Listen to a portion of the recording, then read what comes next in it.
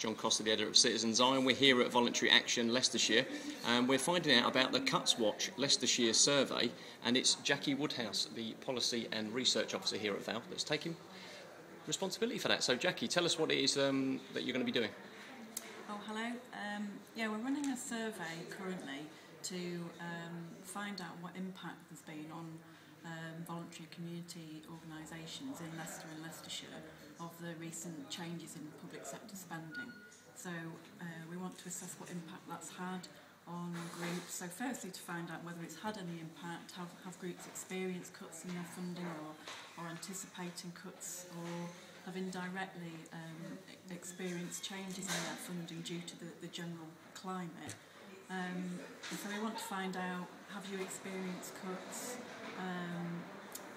Also, how has that impacted on your organisation, and particularly your ability to continue to support the people that you work with, but also importantly to find out how organisations are responding and adapting to the changes in their funding.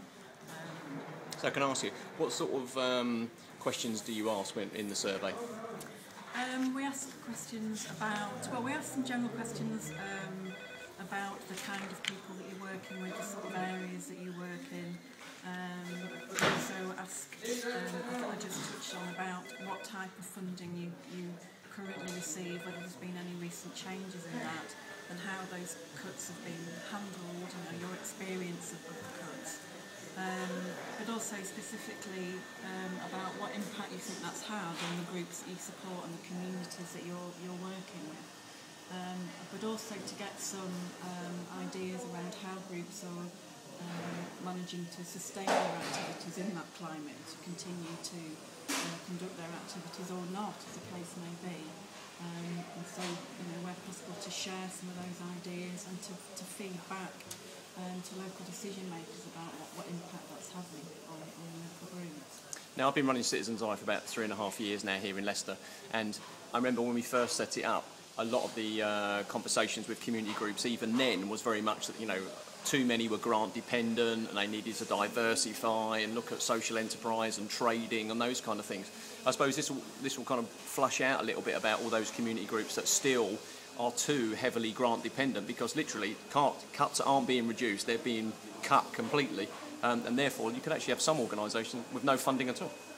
Absolutely, yeah, and we're obviously very concerned to find out from organisations out there what situation they're in, and find out which areas are being impacted on most, where the greatest impact is, and to make local decision makers in the city, in the county, councillors, the mayor, the county leader, the PCT, the funders, what the situation is out there and when the impact is being felt most.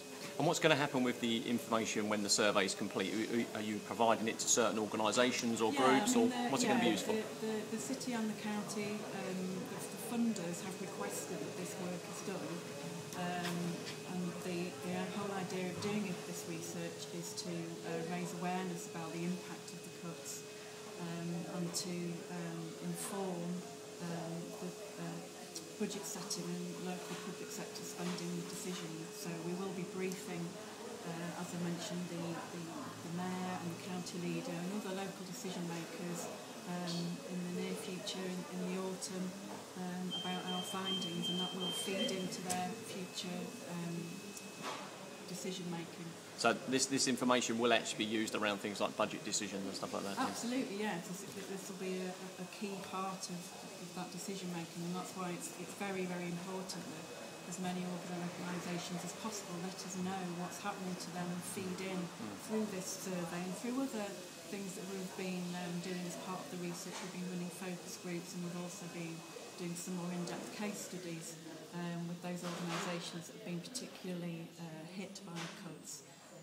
So it's very important to get as many organisations as possible involved and completing this survey so that their voice is heard in that decision making and budget setting process.